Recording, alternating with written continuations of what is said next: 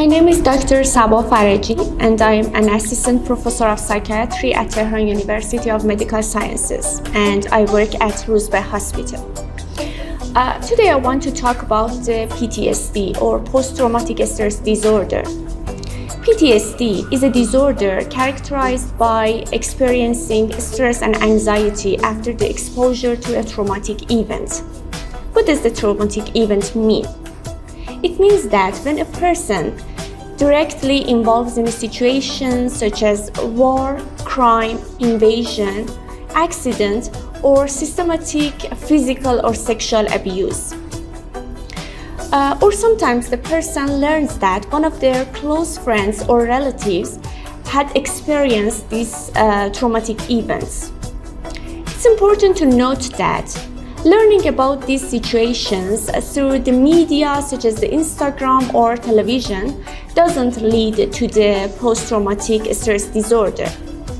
What are the symptoms of the PTSD? We have 4 core symptoms of PTSD. Number 1 is intrusion.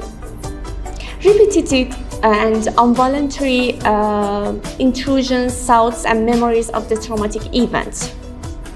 Sometimes the nightmares, and sometimes the flashbacks. The second symptom of these 4 categories of core symptoms are avoidance. A person avoid or try to avoid the internal or external reminders of the traumatic event. For example, if a person had been in an accident that it was very traumatic, he or she avoids to go to that street that accident had happened before. The third category of symptoms are the hypervigilance. It means that a person becomes so hypervigilant about the events, some of them some routine events that happens around them. They lost their concentration, they cannot concentrate on their work or the other things. And the number 4, and one of the most important, symptoms of the PTSD is changing in the mood and cognition. Persistent loss of interest, persistent mood of depression or irritability. If these symptoms last for more than 1 month, and alongside of it, the person becomes dysfunctional in some categories such as interpersonal relationships, at their jobs, or even their self-care, we can say that this person is diagnosed with the post-traumatic stress disorder. What are the treatments of this disorder? Nowadays, we know that we have a lot of pharmacological and non-pharmacological treatments.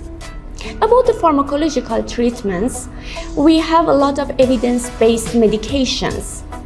But at first, you have to ask an expert, you have to seek for help from a psychiatrist, so the psychiatrist can decide to give you the best treatment for your diagnosis. The second part of the treatment is non-pharmacological treatment.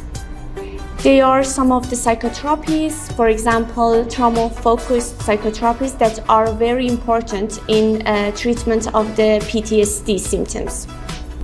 One of the important parts of the treatment are the supports.